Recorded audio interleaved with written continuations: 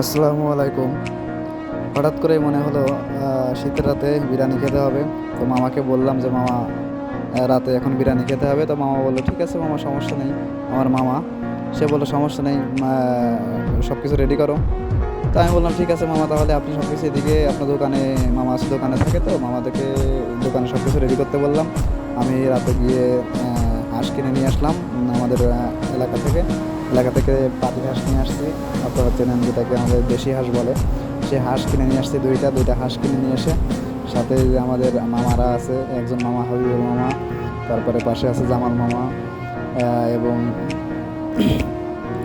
রুবেল মামা, আমিনু,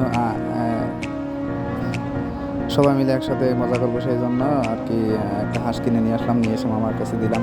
তো মামা অবশ্যই রান্না করে দিল। রান্না করে প্রায় আমাদের খেতে খেতে রাত 1টা বেজে যায়। তো 1টা বেজে গেলে তখন খাবার নিয়ে কেউ ছবি তুলতেছে, কেউ হাসাহাসি করতেছে, কেউ মজা করতেছে। এই পাশে আছে আমাদের বড় ভাই রাজু, সে আমার বড় ভাই রাজু, তারপরে আছে ভাইপো, আরও আছে অনেকে। আমরা সবাই মিলে খুব মজা করলাম। আর এটা মূলত ছিল আসলে আমাদের মজা করার জন্য। এটা হচ্ছে আমরা প্রবাসে যাওয়ার আগে আমাদের আর কি সর্বশেষ একটা খাওয়া দাওয়ার আয়োজন করি আমরা সবাই মিলে।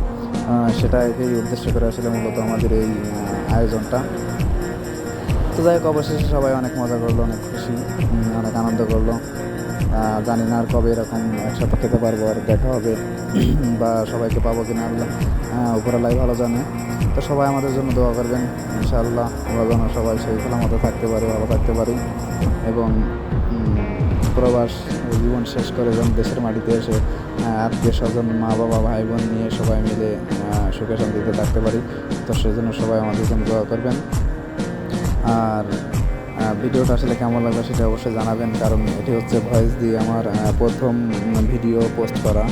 জানি না কেমন হবে, তো আপনারা উৎসাহ দিলে ইনশাল্লাহ আস্তে আস্তে এটা ঠিক হবে। একবারই আসলে সবাই সব কিছু পারে না। যদি কোনো ভুল হয়ে থাকে সেটা আপনারা অবশ্যই আমাকে বলবেন, আমাকে জানাবেন। পরবর্তীতে সেটা চেষ্টা করব ইনশাল্লাহ না করার। এবং আসলে আমার কোনো এক্সপিরিয়েন্স নাই। তো যাই হোক, বন্ধুরা সবাই মোটামুটি ভালো থাকবেন, আমাদের জন্য দোয়া করবেন, এবং আপনারা সবাই সুস্থ থাকবেন। আব্বু আম্মুর প্রতি সবাই যত্ন নেবেন। আসসালামু আলাইকুম রহমতুল্লাহ।